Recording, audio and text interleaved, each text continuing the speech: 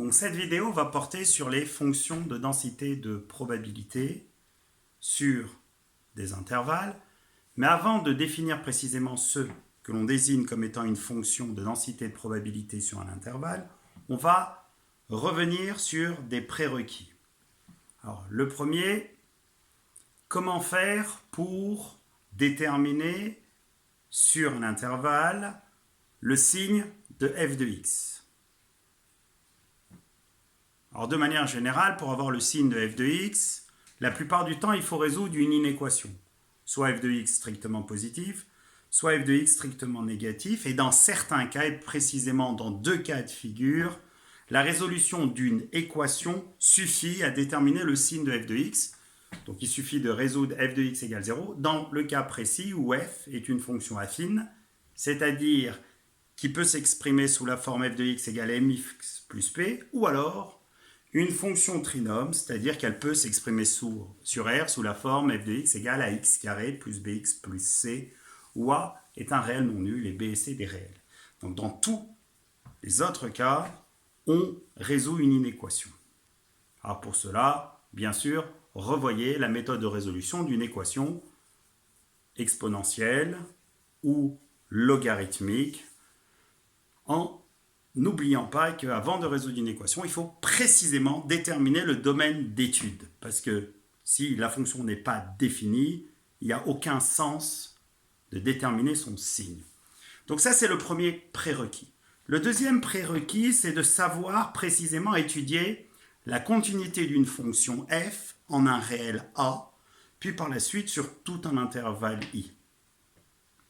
Je vais vous rappeler brièvement comment fait-on d'un point de vue graphique, puis d'un point de vue algébrique, pour étudier la continuité d'une fonction f en un réel a.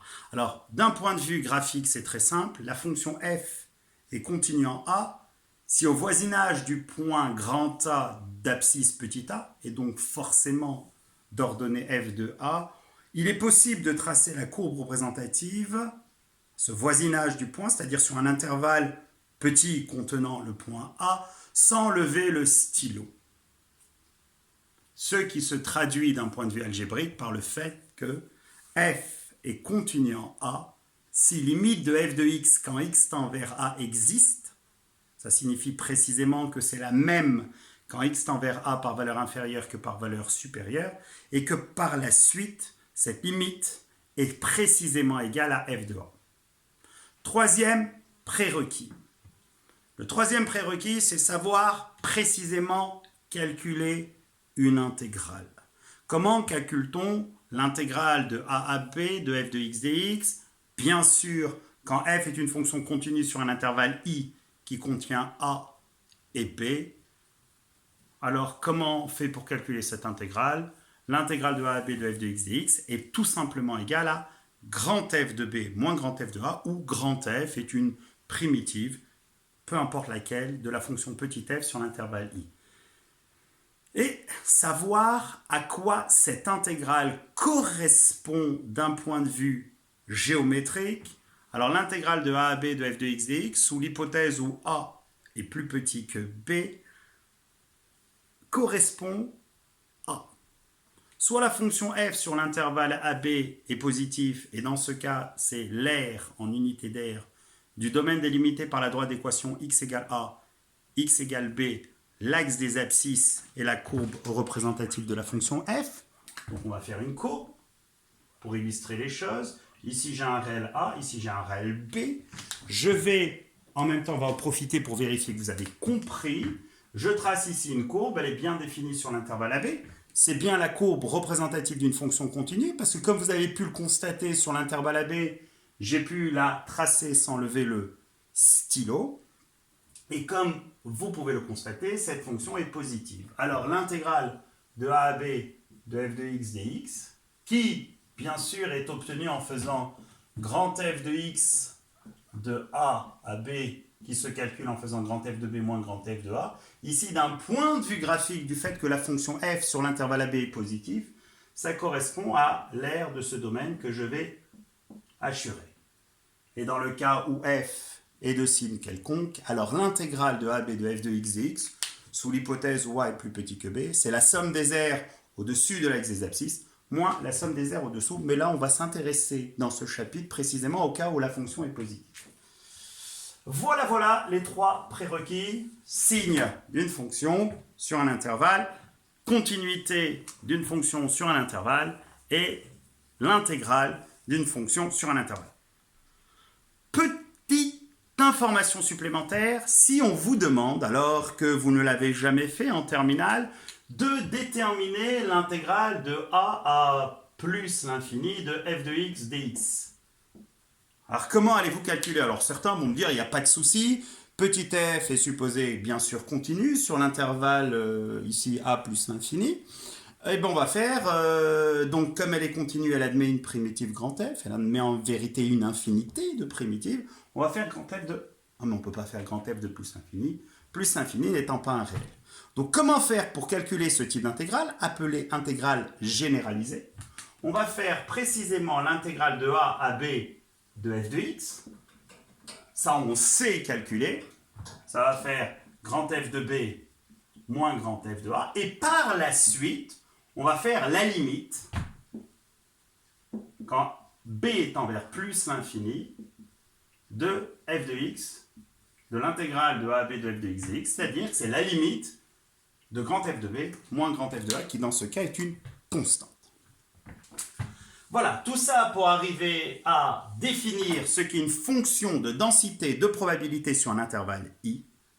F est précisément une fonction de densité sur un intervalle i quand elle vérifie trois conditions. La première, il faut que f soit continu sur l'intervalle i. La deuxième, il faut que f soit positive sur l'intervalle i. Et la troisième, il faut que l'intégrale, donc on reprend, f continue sur i, f positive sur i, et la troisième condition à vérifier pour qu'une fonction soit une fonction de densité de probabilité, il faut que l'intégrale quand x appartient à i de f de x dx soit précisément égale à 1. Attention, quand i n'est pas un intervalle de la forme a, b où a et b sont des réels, c'est-à-dire quand l'une des bornes ou éventuellement les deux sont infinies, pensez à passer par les limites. Alors on va illustrer tout ça d'un point de vue graphique. F continue sur l'intervalle i. Alors ici, on va prendre le cas d'un intervalle AB. Donc ça, c'est l'intervalle i précisément. On va prendre une fonction f continue positive. Alors cette fonction d'un point de vue graphique est une fonction de densité de probabilité sur l'intervalle i, en l'occurrence sur l'intervalle AB, uniquement si la troisième des conditions, à savoir que l'intégrale de a à b de f de x dx est égale à 1, c'est-à-dire qu'en unité d'aire, l'aire de ce domaine est égale à 1. Ce nombre, vous l'avez rencontré où? Fonction positive, l'intégrale totale est égale à 1. Quelque chose de positif dont la somme est égale à 1, bien précisément une probabilité.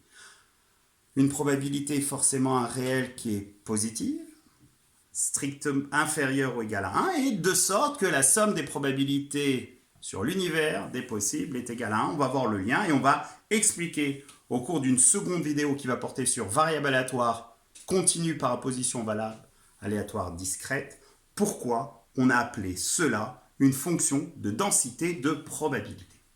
Alors maintenant, on va faire différentes fonctions sur différents intervalles et on va se poser une question toute simple. Est-ce que la fonction que je vous propose est une fonction de densité de probabilité ou est-ce que cette fonction ne l'est pas? Alors d'après vous, qu'est-ce qui est plus simple à prouver?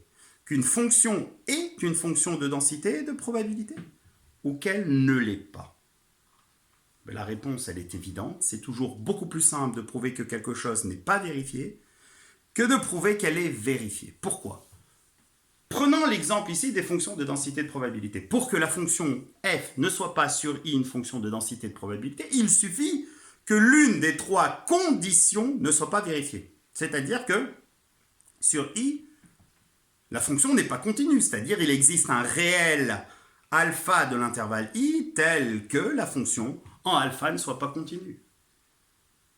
Ou alors, il existe un réel alpha tel que f de alpha soit strictement négatif. Ou alors, l'intégrale sur i de f de x dx est différent de 1. Donc il suffit qu'une seule des conditions soit vérifiée.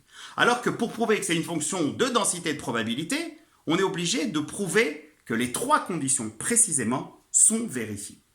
Alors vous avez un outil formidable, un compagnon de route en mathématiques qui, comme je l'ai souvent dit, ne se substitue pas à votre cerveau, mais vous accompagne parce que c'est un excellent outil de vérification et souvent de gain de temps, qui est la calculatrice. Alors vous allez me dire, que vient faire la calculatrice ici? La calculatrice vous permet, parce qu'elle a un mode graphique ici, de tracer la courbe représentative sur l'intervalle i de la fonction f. Et au vu de la courbe représentative de la fonction, vous allez observer si la fonction est continue, si la fonction est toujours positive. Alors si par exemple elle n'est pas toujours positive, il suffit de déterminer un réel de i, que vous allez obtenir grâce au tracé qui va vous permettre de dire que f de ce réel étant strictement négatif, et de ce fait la fonction n'est pas positive, et donc n'est pas une fonction de densité de probabilité. D'accord, alors si jamais elle est continue, si jamais elle est positive, comment on pourrait à la calculatrice vérifier que c'est ou non une fonction de densité de probabilité sur i? Eh bien on a un mode de calcul qui permet de déterminer une intégrale. Donc cherchez, piochez sur votre calculatrice, allez chercher sur Internet, sinon dans le mode Casio, je ne suis pas là pour faire des pubs, je l'ai dit plusieurs fois, c'est la calculatrice que l'on m'a remise. Vous avez une touche qui s'appelle menu, et dans menu vous avez numérique, vous avez le symbole d'intégrale, et vous tapez exactement comme si vous venez à écrire sur votre feuille. Donc, on va en profiter de cette calculatrice pour, fonction après fonction, savoir si oui ou non la fonction que l'on considère est une fonction de densité de probabilité. Alors, on va commencer par la première fonction, la fonction f, définie par f de x égale 3 demi de x au carré moins x, f de x égale 3 demi de x au carré moins x, sur précisément l'intervalle moins 1, 1. Alors, vous allez faire quoi? Vous avez bien sûr la première possibilité. Déjà, cette fonction est continue. Pourquoi est-elle continue? Parce que c'est une fonction polynôme. Et toute fonction polynôme étant continue sur R, est de ce fait continue sur moins 1, 1. Maintenant, est-elle positive? Alors, calculatrice. Donc on va prendre la calculatrice, on va tracer, bien sûr, choisissez correctement la fenêtre, ici moins 1, 1, vous allez dans le menu graphe, et vous allez tracer la courbe représentative de cette fonction. 1,5, x au carré, moins x. Vous changez vos fenêtres, vous prenez le minimum moins 1, le maximum 1, et hop, vous tracez. Et le constat que vous pouvez faire, c'est qu'il existe des valeurs pour lesquelles les images sont négatives. Alors il suffit d'en trouver une. Si vous prenez ne serait-ce ici 0,1, si vous faites f de 0,1, la calculatrice vous dit précisément que l'image est négative parce que le point d'abscisse 0,1 de la courbe a son ordonnée qui est négative du fait de se trouver sous l'axe des abscisses. Donc si vous faites f de 0,1, donc là c'est très simple, soit vous retapez le calcul, soit vous allez dans le menu table, menu tableur, et là vous obtenez bien sûr, ou vous le faites de tête,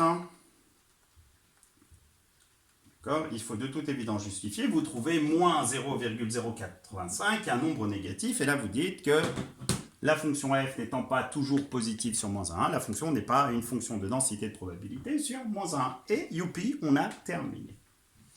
Alors on va reprendre à l'identique la même fonction. Donc 3 demi, celle définie par 3 demi de x au carré moins x. Mais cette fois-ci, on ne va pas la considérer sur l'intervalle moins 1, 1, mais on va la considérer sur l'intervalle 1, 2. Alors vous allez dire, eh ben on va la tracer, on va changer, on va conserver la fonction qu'on avait, on va seulement changer la fenêtre et oh, sur l'intervalle 1, 2. La courbe est toujours au-dessus de l'axe des abscisses, ce qui justifie précisément que la fonction est positive. Ce n'est pas une preuve, hein. Pour faire une preuve, il faut, comme je vous ai dit, étudier rigoureusement le signe. Donc, on ne peut pas dire qu'elle n'est pas une fonction de densité de probabilité, pour le moment, parce qu'elle est continue, parce qu'elle est positive. Donc, reste à savoir si l'intégrale sur l'intervalle 1, 2 est égale à 1. Donc là, vous prenez votre calculatrice, vous allez dans l'option de calcul, donc menu 1, option de calcul, vous prenez le symbole d'intégration, vous tapez 3/2 de x au carré, je le fais en même temps que vous, moins x. Bien sûr que ça se calcule très simplement, parce qu'une primitive de 3/2 de x au carré moins x, c'est 3/2 fois x au cube sur 3, moins 1/2 de x au carré. Donc c'est quelque chose de très simple à obtenir. Vous mettez de 1 à 2. Merci ma calculatrice, qui ferait autant avec la vôtre, et vous obtenez 2. Donc ici, l'intégrale de 1 à 2 de f de x dx est égale à 2, donc c'est différent de 1, et comme c'est différent de 1, on a justifié que ce n'est pas une fonction de densité de probabilité. Après, bien sûr, vous le justifiez rigoureusement par le calcul, mais l'argument, il est là. Alors maintenant, regardez, on conserve toujours la même fonction, mais cette fois-ci, on va la considérer sur l'intervalle moins 1, 0. Vous prenez votre calculatrice, vous avez toujours le tracé sur l'intervalle moins 1, 0. Oh, la fonction est continue. Oh, la fonction est positive. Et si vous venez à effectuer le calcul avec l'intégrale, vous obtenez 1. Donc là, vous allez obligatoirement justifier étape par étape le fait que cette fonction est une fonction de densité de probabilité sur moins 1, 0. Donc vous allez rigoureusement dire dans un premier temps, f est continue sur moins 1, 0 comme fonction polynôme ou comme fonction trinôme, qui est un cas particulier ici. Deuxième cas de figure, vous voulez étudier le signe.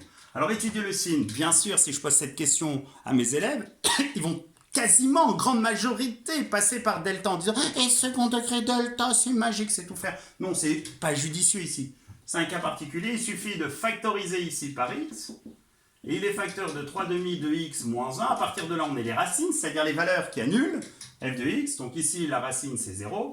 Et ici, si vous venez à résoudre 3/2 de x moins 1 égale 0, ça donne 3/2 de x égale 1. Précisément, x égale 2 tiers. Là, j'abrège. Donc, vous avez vos deux racines à f, qui sont 0 et 2 tiers. Donc ici, vous avez l'intervalle moins 1, 0. Vous avez ici 2 tiers, mais qui est plus grand que 0. Ici, vous avez f de x, et vous avez un résultat célèbre, détermination du signe d'une fonction trinôme dans le cas où il y a deux racines, qui dit qu'à l'extérieur des racines, c'est du signe du coefficient dominant, en l'occurrence ici 3/2. Donc l'extérieur, c'est après 2 tiers et avant 0. D'accord? Donc c'est du signe, donc ici c'est positif. Et en 0, c'est nul. Oh, donc vous avez démontré que sur l'intervalle moins 1, 0, f de x est positif. Alors maintenant, il va vous rester à justifier la troisième des conditions qui permettrait, en conclusion, à affirmer que la fonction f est une fonction de densité de probabilité. Donc vous allez faire l'intégrale de moins 1 à 0 de f de x dx, qui est égale précisément à l'intégrale de moins 1 à 0 de 3/2 de x au carré moins x dx. Pour cela, sachez déterminer une primitive, donc c'est facile. Ça fait 3/2 fois 1 tiers, ce qui fait 1/2 de x au cube, moins 1/2 de x au carré, et ceci de moins 1 à 0. On obtient alors 0, 0, moins, entre parenthèses, 1/2 fois moins 1, ce qui fait moins 1/2, moins 1/2. La calculatrice ici n'est pas indispensable, loin de là. Moins 1/2, ça fait moins 1, et moins 1, ça donne 1. Youpi, tralala, on vient de montrer que f est une fonction de densité de probabilité. Sur, j'insiste, moins 1, 0, parce que depuis le début, sur les exemples, on n'a travaillé que sur cette fonction. Maintenant, on va prendre une deuxième fonction. Alors, on va s'arranger pour prendre une fonction très simple, une fonction constante. Alors, si je venais à considérer la fonction f ici, définie sur l'intervalle moins 1, 4 par f de x égale 1 cinquième, sur moins 1, 4, on va démontrer tout simplement que c'est une fonction de densité de probabilité, et très vite la calculatrice est-elle utile ici? Vous allez voir que non. La fonction elle est contenue car constante. la fonction elle est positive car 1/5 est positif. Et là, il n'y a pas besoin d'effectuer de calcul ici de primitive. C'est une fonction constante, donc moins 1 à 4. Donc, on a dit que l'intégrale de moins 1 à 4 de f de x dx, du fait que f est une fonction positive, correspond en unité d'aire à cette aire, qui est l'aire d'un rectangle. On sait depuis qu'on est bambin et que l'aire d'un rectangle, c'est longueur fois largeur. La longueur donnant 5, la largeur 1/5. Donc, on a 5 fois 1/5, ce qui donne précisément 1 UP. C'est bien une fonction de densité de probabilité, sinon vous intégrez, hein, c'est très simple, primitive de 1/5 de x. Donc, on a trouvé une seconde fonction de densité, et bien sûr, vous allez voir que ce type de fonction est essentiel. Alors maintenant, un dernier exemple. On va prendre la fonction f définie cette fois-ci sur R+. Ça va, on va en profiter pour faire une intégrale généralisée, c'est-à-dire dont l'une des bornes est infinie. Alors la fonction est définie par f de x égale 0,1 exponentielle de moins 0,1 x sur R+. Alors, on va démontrer précisément que c'est une fonction de densité de probabilité qui va nous être très utile dans une deuxième vidéo, comme la fonction précédente. Alors, pourquoi est-ce précisément une fonction de densité de probabilité? La première, parce que la fonction, elle est continue, car dérivable. Donc, f continue sur R+, car dérivable. Elle est positive parce que 0,1, c'est un nombre positif, et comme toute exponentielle, le résultat est positif, donc elle est produit de deux nombres positifs, tout positifs. Et il va nous rester à calculer l'intégrale sur R+, c'est-à-dire qu'ici, on ne va pas faire de 0 à plus l'infini. On va faire l'intégrale de 0 à a de f de x dx. Et ensuite, au résultat, on va faire tendre a vers plus l'infini. Donc ça fait l'intégrale de 0 à a de 0,1 exponentielle de moins 0,1 x dx. Il faut connaître un minimum son cours sur les primitives et reconnaître ici quelque chose de la forme une constante fois. Donc si jamais cela on appelle u de x, on a une constante fois u' de x. Donc ici, primitive, on obtient moins exponentielle de moins 0,1 x de 0 à a, ce qui fait moins exponentielle de moins 0,1 a, moins, ce qui donne plus, exponentielle de 0 qui donne 1. Alors, maintenant, vous allez faire la limite de cette expression quand a tend vers 0.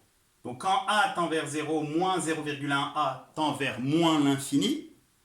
Par composition, la limite de exponentielle de moins 0,1 a, quand a tend vers plus l'infini, c'est comme si vous cherchiez la limite de exponentielle de b quand b tend vers moins l'infini, ce qui donne 0. Donc au final, la limite quand a tend vers plus l'infini de l'intégrale de 0 à a de f de x dx est égale à 0 plus 1, ce qui donne 1. Et là, on a démontré que c'est une fonction de densité de probabilité. Alors pourquoi les fonctions de densité de probabilité jouent un rôle essentiel en probabilité? On le verra au cours d'une seconde vidéo qui va porter, excusez-moi des reflets là, je ne sais pas si vous voyez ces lumières, qui va porter sur variable, comme je vous ai dit, aléatoire continue, variable aléatoire discrète, ou, rappelez-vous, pour les variables aléatoires discrètes, on parlait de loi de probabilité. L'une à maîtriser parfaitement, c'est la loi binomiale. Et là, on va découvrir les variables aléatoires continues. Et on ne parlera pas de loi de probabilité, on parlera de fonction de densité de probabilité. Bonne soirée.